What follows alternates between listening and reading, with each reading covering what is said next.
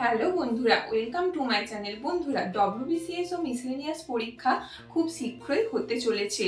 তো তোমরা প্রিভিয়াস ইয়ারের কাট অফ দেখতে পাবে যে ইডাব্লিউএস ক্যাটাগরি থেকে কাট অফ কিন্তু অনেকটাই কম এসেছে। ওয়েস্ট বেঙ্গল স্টেটের বিভিন্ন পরীক্ষাতেই ইডাব্লিউএস থেকে কাট অফ কিন্তু অনেকটাই কম আসছে। তো তোমরা যারা জেনারেল কাস্টের মধ্যে আছো এবং ইডাব্লিউএস সার্টিফিকেট পেতে যে সমস্ত ক্রাইটেরিয়াগুলির প্রয়োজন হয়, যারা এর মধ্যে পড়ো তারা অবশ্যই ইডাব্লিউএস সার্টিফিকেট অ্যাপ্লাই করে দাও। তোমরা হয়তো অনেকেই জানো না বা অনেকেই ভাবছো ইডাব্লিউএস সার্টিফিকেট অ্যাপ্লাই করব, কিন্তু কিভাবে অ্যাপ্লাই করব অনেকেই হয়তো সেটা জানো না, কি কি স্টেপ ফলো করতে হয় বা কি কি ক্রাইটেরিয়া থাকতে হয়। তো আজকে ভিডিওটা তাদের জন্য। তোমরা যারা জেনারেল কাস্টের মধ্যে আছো, যাদের ফ্যামিলি ইনকাম বছরে 8 লাখ টাকার কম এবং যাদের বাড়ি 1000 স্কোয়ার ফিটের মধ্যে, বাড়ির ছাদটা অ্যাকচুয়ালি মাপা হয় এবং যাদের জমি 5 একর বা তার কম, তারা কিন্তু এই সার্টিফিকেট অ্যাপ্লাই করতে পারবে। তো তার জন্য তোমাকে কতগুলি স্টেপ ফলো করতে হয়, তো সেই স্টেপগুলি আমি তোমাদেরকে পরপর বলে দিচ্ছি। যদিও বন্ধুরা বিভিন্ন ব্লকে হয়তো কিছু নিয়ম কানুন আলাদা থাকে, তবে খুব একটা ডিফারেন্স হয় না, কিছু হয়তো আলাদা থাকতে পারে। আমি আমাদের বাঁকুড়া যে ক্ষেত্রে বলছি যে কিভাবে ইডাব্লিউএস সার্টিফিকেট পুরো প্রসিডিওরটা কমপ্লিট করতে হয়। তার জন্য তোমাদেরকে প্রথমে যেটা করতে হবে, আমি তোমাদেরকে লিঙ্কটা বলে দিচ্ছি। সেটা হলো castecertificate.wb.gov.in, পুরোটাই স্মল লেটারে হবে। এই লিঙ্কে গিয়ে তোমরা প্রথমে ফর্মটা ফিল আপ করে নেবে। যারা পারবে তারা বাড়িতে মোবাইল থেকেও করে নিতে পারো বা যে কোনো ক্যাফেতে গিয়ে অ্যাপ্লাই করতে পারো। তো তোমরা এখানে ফর্মটা ফিল আপ করার পর সেই ফর্মটার প্রিন্ট আউট নেবে এবং প্রথমে তোমাদেরকে পঞ্চায়েতে যেতে হবে। পঞ্চায়েত থেকে তোমাদের পঞ্চায়েতের ইনকাম সার্টিফিকেট এবং অ্যানেক্সার বি এই ফর্ম দুটো নিতে হবে। ইনকাম সার্টিফিকেট নিয়ে সেটাতে ভিডিওর ইনকাম সার্টিফিকেটের জন্য অনলাইনে অ্যাপ্লাই করতে হবে।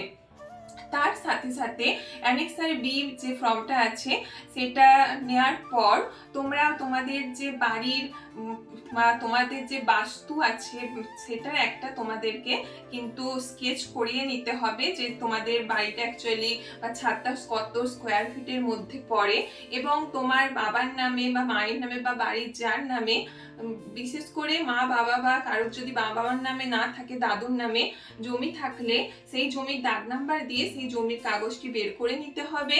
এবং যদি বাবার নামে জমি না থাকে দাদুর নামে থাকে, সেক্ষেত্রে তোমার কিন্তু দাদু না থাকলে জমি ট্রান্সফার না হলে একটি ওয়ারেসেন সার্টিফিকেট বের করতে হবে। তো এই সমস্ত ডকুমেন্টসগুলি নেওয়ার পর তোমাদেরকে ওই অ্যানেক্সার বি ফর্মটি নিয়ে এবং ইনকাম সার্টিফিকেট সাথে আধার কার্ড এবং এই ডকুমেন্টসগুলি নিয়ে কোর্টে যেতে হবে এবং এ গ্যাজেট ম্যাজিস্ট্রেটের একটি এফিডেভিট লাগবে। এই সমস্ত ডকুমেন্টসগুলো নেওয়ার পর তোমরা বিডিও অফিসে গিয়ে একটি জানি চিনির ফর্ম পাবে এবং এই জানি চিনিতে তোমাদের পাড়া প্রতিবেশীর মধ্যে দুজনের নাম, আধার কার্ড নাম্বার দিতে হবে এবং তোমরা যখন ফর্মটি সাবমিট করবে বিডিও অফিসে জমা দেবে, তোমাদেরকে তাদের দুজনের আধার কার্ড, ভোটার কার্ড এবং তাতে সেলফ অ্যাটেস্টেড করিয়ে জমা দিতে হবে ফর্মের সাথে।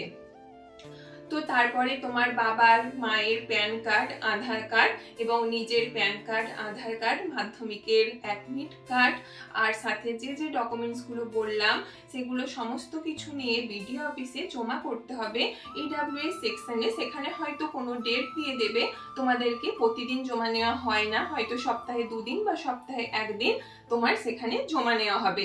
এবং জমা নেওয়ার পর বন্ধুরা তোমাদের যে জমা নেওয়ার পর তো রেভিনিউ অফিসার বা ইডাব্লিউএস সার্টিফিকেটের যে সেকশনে জমা নেওয়া হয়েছিল সেখান থেকে ভেরিফিকেশনের জন্য তোমাদের বাড়ি আসা হবে এবং দেখবে তুমি যে যে ডকুমেন্টসগুলো দিয়েছো সেগুলো সঠিক কিনা, বিশেষ করে বাস্তু এবং যে জমির কাগজ সেটাই দেখা হয়। আবার অনেকের ক্ষেত্রে হয়তো ডেকেও পাঠানো হয় ভেরিফিকেশনের জন্য, সেটা যেখানে যেমন প্রসেস। তো এই প্রসেসগুলি কমপ্লিট হয়ে গেলেই তারা সেখান থেকে সার্টিফিকেটটা এসডিও এবং তোমার সব কিছু ঠিক থাকলে এসডিও থেকে এডিএম অফিসে পাঠিয়ে দেওয়া হয় এবং সেখান থেকেই তোমার সার্টিফিকেটটা ইস্যু হয়। তো আগে বন্ধুরা সেই সার্টিফিকেটটা আনতে তোমাদেরকে আবার বিডিও অফিসে যেতে হতো, কিন্তু এখন বাড়িতে বসেই তোমরা অ্যাপ্লাই করার সাথে সাথে যে ইডাব্লিউএস নাম্বারটি পাবে সেটি দিয়ে ট্র্যাক করলেই দেখতে পাবে তোমাদের ইডাব্লিউএস সার্টিফিকেটটি ইস্যু হয়েছে কি হয়নি।